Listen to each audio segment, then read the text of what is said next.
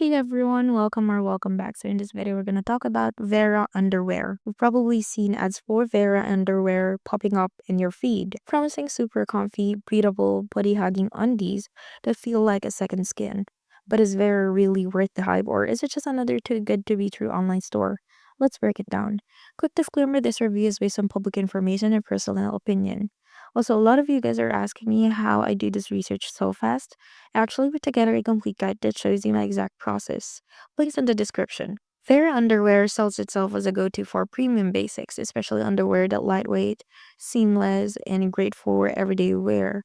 The website looks clean and their branding feels legit, but once you head over to Trustpilot, things get real. They've got a Trustpilot rating of 2.2 out of 5, and the complaints are pretty consistent. Super long shipping times, some people waited weeks.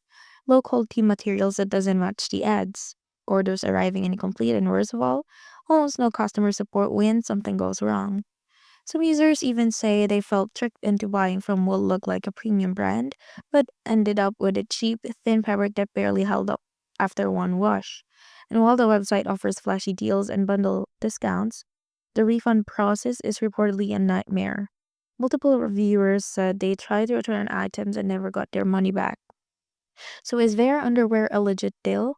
Kinda, but not really. It's a real product and some people do like it. The most amount of bad reviews and refund complaints make it feel risky.